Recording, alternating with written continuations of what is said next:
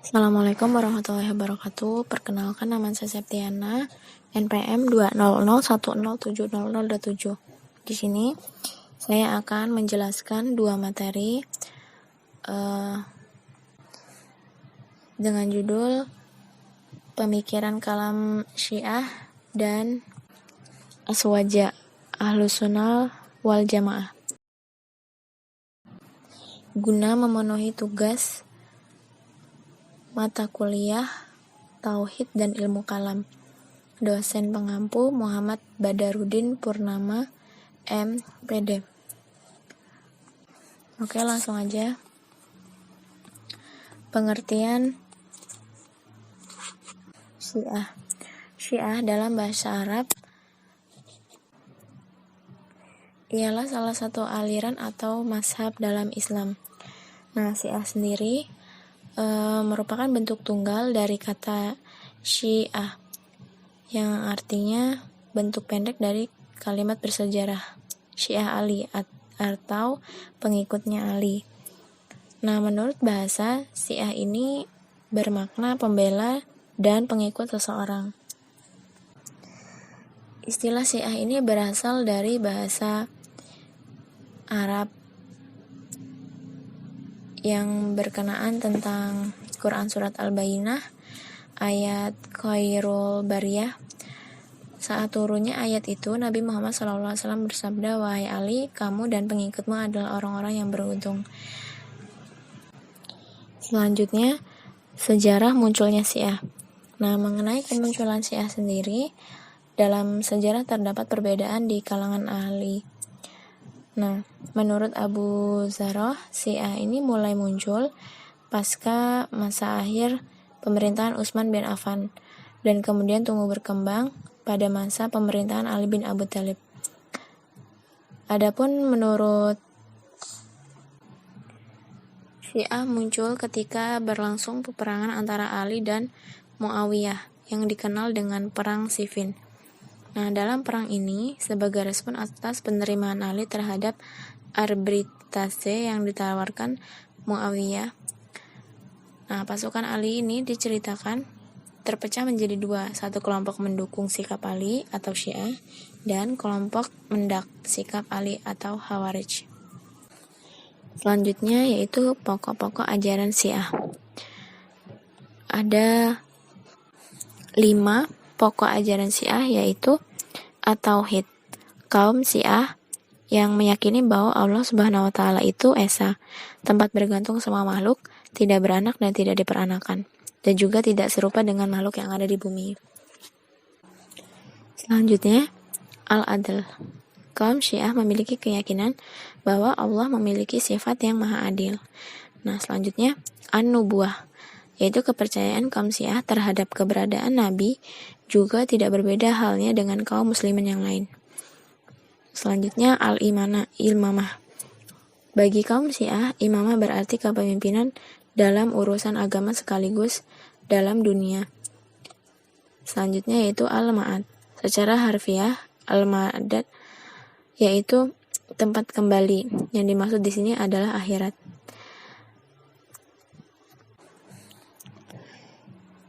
Selanjutnya, ajaran dan doktrin kalam Syiah. Ada beberapa ajaran dari kalam Syiah. Yang pertama yaitu Al-Kainisiyah. Mereka tidak percaya bahwa adanya roh Tuhan menetes ke dalam tubuh Ali bin Abi Thalib, seperti kepercayaan orang-orang Sabaiyah. Selanjutnya, yang kedua, Az-Zaidiyah adalah sekte atau kelompok dalam Syiah yang mempercayai kepemimpinan Said bin Abi Ali bin Husain Zainal Abidin setelah kepemimpinan Husain bin Ali. Selanjutnya, Al-Imamiyah. Imamiyah adalah golongan yang meyakini bahwa Nabi Muhammad SAW telah menunjuk Ali bin Abi Thalib sebagai imam pengganti dengan penunjukan yang jelas dan tegas. Selanjutnya yaitu Zaidiyah atau maksudnya yaitu ilmu al-faid al-ilahi yang Allah melimpahkannya pada imam, maka dengan itu imam-imam mempunyai kedudukan di atas manusia, pada umumnya dan berilmu melebihi manusia lainnya. Mereka secara khusus mempunyai ilmu yang tidak dimiliki orang lain. Baginya mengetahui imam syariat melebihi apa yang diketahui. Selanjutnya yaitu al-ghaliyah. Istilah gulat berasal dari kata gala, yaglu, gulu, yang artinya bertambah dan naik. Ghala bi'adin, yang artinya memperkuat dan menjadi ekstrim sehingga melampaui batas. Nah, Syiah gulat adalah kelompok pendukung Ali yang memiliki sikap berlebih-lebihan atau ekstrim. Di sini ada satu pertanyaan, yaitu apa saja ciri-ciri Syiah? Nah, ciri-ciri pengikut Syiah yang pertama menggunakan memakai songkok hitam dengan bentuk tertentu. Tidak seperti songkok yang dikenal pada umumnya, masyarakat Indonesia songkok mereka seperti songkok orang Arab, hanya saja warnanya hitam. Yang kedua, pengikut Syiah jarang sholat jamaah karena mereka tidak mengakui sholat 5 waktu, tapi yang mereka yakini hanya 3 waktu saja dalam sehari semalam dan melakukan ibadah sholat. Yang ketiga, orang Syiah juga tidak akan mengakhiri sholatnya dengan mengucapkan salam yang dikenal dengan kaum muslimin. Lanjut ke materi 2, yaitu aswaja, ahlu sunnah wal jamaah. Menurut Imam Asy'ari, ahlu sunnah wal jamaah ini adalah golongan yang berpegang teguh kepada Al-Quran, hadis, dan apa yang diriwayatkan sahabat tabi'in, imam-imam hadis, dan apa yang disampaikan oleh Abu Abdillah Ahmad bin Muhammad bin Ibn Hanbal. Nah, tokoh-tokoh ulama ahlu sunnah wal jamaah ini yaitu Imam Abu Abdillah Sufyan bin Sa'id bin Masruq At-Sauri, Hashim Asy'ari, Syekhona Khalil Bangkalan, Hasan Ghibo, Ridwan Abdullah, Mas Alwi sebagai pencetus nama NU, As-Sa'ad Syamsul Arifin, Ahmad Nur, Mahfud Siddiq, Abdurrahman Wahid, Khadijah Dahlan atau Ketua Muslimat pertama. Selanjutnya yaitu sejarah Ahlus Sunnah wal Jamaah. Sebagian orang berpendapat bahwa istilah Ahlus Sunnah wal Jamaah ini lahir pada akhir windu kelima tahun Hijriah, yaitu tahun terjadinya kesatuan jamaah dalam Islam, atau yang lebih dikenal dalam sejarah Islam dengan nama Amul Jamaah, atau tahun persatuan. Dalam sejarahnya ini diterangkan bahwa pada tahun tersebut Sayyidina Hasan bin Ali radhiyallahu an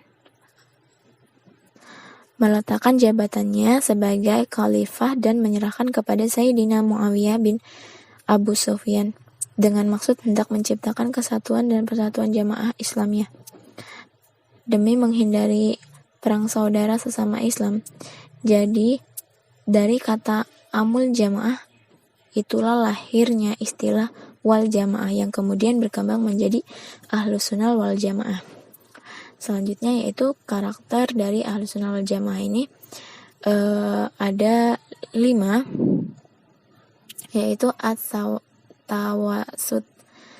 Tawasud berarti pertengahan, maksudnya menempatkan diri antara dua kutub dalam berbagai masalah dan keadaan untuk mencapai kebenaran serta menghindari keterlanjuran ke kiri atau ke kanan secara berlebih. Yang kedua yaitu itidal, berarti tegak lurus, tidak condong ke kanan ataupun tidak condong ke kiri. Itidal juga berarti berlaku adil, nah tidak berpihak kecuali pada yang benar dan harus dibela. Tasamuh adalah yang ketiga, berarti sikap toleran pada pihak lain. Lapang dada, mengerti dan menghargai sikap pendirian dan kepentingan pihak lain tanpa mengorbankan pendirian dan harga diri. Bersedia berbeda pendapat, baik dalam masalah keagamaan maupun masalah kebangsaan, kemasyarakatan, kebudayaan. Nah, yang keempat yaitu at-tawasun. Tawasun ini berarti keseimbangan, tidak berat sebelah dan tidak kelebihan sesuatu unsur ataupun kekurangan unsur lain. Selanjutnya ma'ruf nahi mungkar, itu yang kelima. Amar ma'ruf nahi mungkar ini artinya menyeru dan mendorong berbuat baik dan bermanfaat bagi kehidupan duniawi maupun ukhrawi. serta mencegah dan menghilangkan segala hal yang dapat merugikan, merusak, dan merendahkan atau menjerumuskan nilai-nilai moral keagamaan dan kemanusiaan. Selanjutnya yaitu metode berpikir aswaja atau ahli sunnah wal jamaah. Yang pertama, Al-Quran. Nah, Al-Quran merupakan kitab Allah terakhir yang menegaskan pesan kitab-kitab samawi sebelumnya. Allah memerintahkan dalam Al-Quran supaya kaum muslimin senantiasa mengembalikan persoalan dan perselisihan kepada Allah dan Rasul-Nya. Sebagaimana dijelaskan dalam Al-Quran, surat An-Nisa ayat 59 yang intinya adalah apabila kita berlainan pendapat tentang sesuatu, maka hendaklah dikembalikan kepada Al-Quran dan Sunnah-Nya. Selanjutnya yaitu hadis. Hadis adalah dasar kedua dalam menetapkan ajaran akidah dalam Islam. Tetapi perlu kita ketahui bahwa tidak semua hadis dapat dijadikan dasar dalam menetapkan akidah. Hadis yang bisa dijadikan dalam menetapkan akidah adalah hadis yang perawinya disepakati dan dipercaya oleh para ulama. Sedangkan hadis yang masih diperselisihkan para ulama itu tidak bisa dijadikan dasar dalam menetapkan akidah. Selanjutnya yaitu ijma ulama. Ijma ulama itu boleh digunakan sebagai argumentasi dalam menetapkan akidah. Hanyalah ahlu haq. Sebagai contoh, salah satunya itu dalam konteks ini adalah sebagaimana dijelaskan dalam Iman As-Subki dalam bukunya Syarah Aqidah Ibnu Al-Hajib, berkata, ketahuilah sesungguhnya hukum jauhar dan arad atau aksiden adalah baru. Karena itu semua unsur-unsur alam adalah baru. Nah, hal ini telah menjadi ijma kaum muslimin, bahkan juga menjadi ijma seluruh penganut agama-agama di luar Islam. Selanjutnya itu akal. Dalam membicarakan sifat-sifat Allah dan Nabi, terkadang ulama hanya bersandar pada penalaran akal. Nah, mereka membicarakan hal tersebut dalam konteks membuktikan kebenaran tentang segala sesuatu yang disampaikan oleh Nabi Muhammad SAW dengan akal. Jadi, menurut ulama, tauhid akal difungsikan sebagai sarana yang dapat membuktikan kebenaran syara, bukan sebagai dasar dalam menetapkan akidah-akidah agama. Tetapi hasil penalaran akal yang sehat tidak akan mungkin keluar hingga bertentangan dengan ajaran yang dibawa oleh syara. Selanjutnya yaitu doktrin Ahlus Sunnah wal Jamaah. Yang pertama ada doktrin keimanan. Iman adalah pembenaran tasdik terhadap Allah, Rasul, dan segala risalah yang beliau bawa dari Allah. Nah, dalam doktrin keimanan yang selanjutnya termanifestasi ke dalam bidang tauhid atau teologi, aswaja berpedoman pada akidah Islamiyah yaitu As-Suluddin yang dirumuskan oleh Abu Al-Hasan Asy'ari dan Abu Mansur Al-Maturidi. Selanjutnya itu doktrin keislaman. Dalam bidang fikih meliputi hukum-hukum legal atau formal, abudiyah, muamalah, munakahah, jinahah, siyahah, dan lainnya. Aswaja ini berpedoman pada salah satu dari 4 mazhab fikih yaitu Hanafiyah, Malikiyah, Safiyah, dan Hanabilah. Ada alasan mendasar mengenai pembatasan aswaja hanya kepada 4 mazhab ini. Di samping alasan otentisitas mazhab yang terpercaya melalui konsep-konsep mazhab yang terkodifikasi secara rapi dan sistematis, metodologi pola pikir dari 4 mazhab ini relatif tawazun atau berimbang dan mensinergikan antara dalil yang logis dengan dan dalil nak atau teks-teks keagamaan. Empat mazhab ini tuh dinilai paling moderat dibanding mazhab Daud Adh-Dhahiri yang cenderung tertekstualis dan mazhab Mu'tazilah yang cenderung rasional. Selanjutnya yaitu doktrin keihsanan. Dalam doktrin keihsanan, Aswaja berpedoman pada konsep tasawuf al-akhlaki atau amali yang dirumuskan oleh Imam Al-Junaidi, Al-Baghdadi, dan Al-Ghazali. Limitasi atau pembatasan hanya kepada kedua tokoh ini tidak berarti menafikan tokoh-tokoh tasawuf filsafat dari kelompok Aswaja seperti Ibnu Al-Arabi, Al-Halak, dan tokoh-tokoh lainnya. Nah,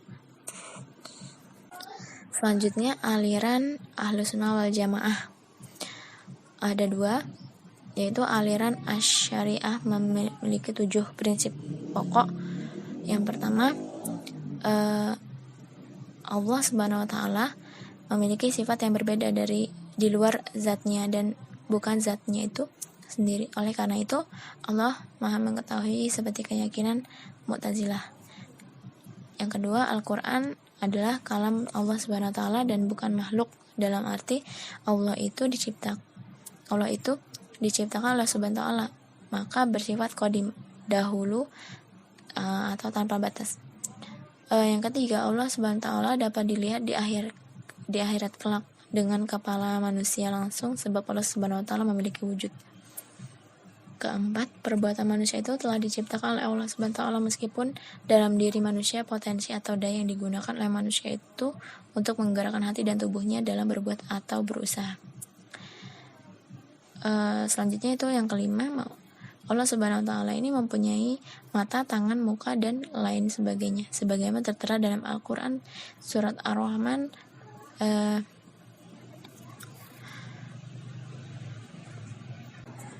akan tetapi tidak dapat diketahui seperti apa bentuknya. Manusia hanya diwajibkan meyakini.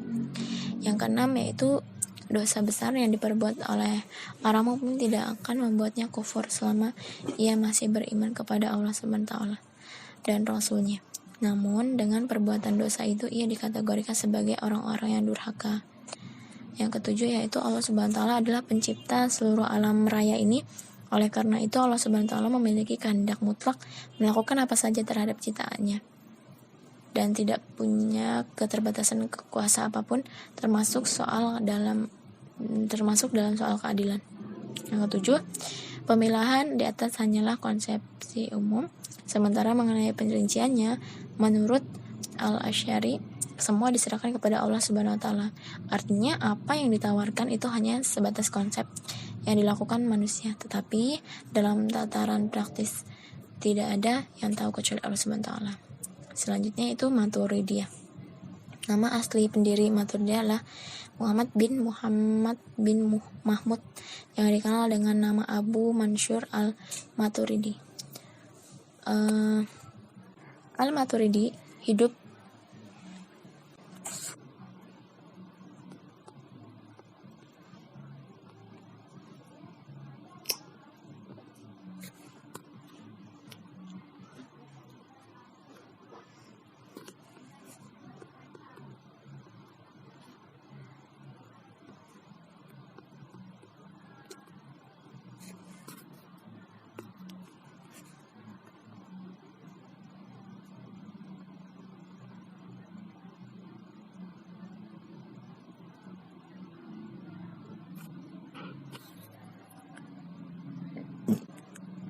Al-Maturidi memiliki keahlian fikih dan usuluddin. Nah, berdasarkan perbandingan keilmuan antara pendapat-pendapat yang berasal dari Abu Hanifah, sang guru, dengan pendapat-pendapat yang ditentukan oleh Al-Maturidi, nampak jelas persamaan dalam pokok-pokoknya. Oleh karena itu, para ulama menegaskan bahwa pendapat Abu Hanifah dalam akidah merupakan pokok yang cabang pendapat Al-Maturidi. Di sini jelas bahwa Al-Maturidi melandaskan teori-teorinya dalam akidah pada pendapat-pendapat Abu Hanifah dalam risalahnya yang ia riwayatkan.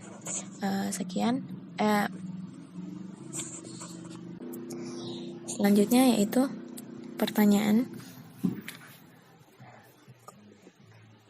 Izin bertanya, jelaskan apa yang dimaksud generasi khalaf. Khalaf bisa disebut sebagai generasi pembangkang, yaitu generasi yang membedakan diri dari kebiasaan umum Islam mengambil jalan terpisah.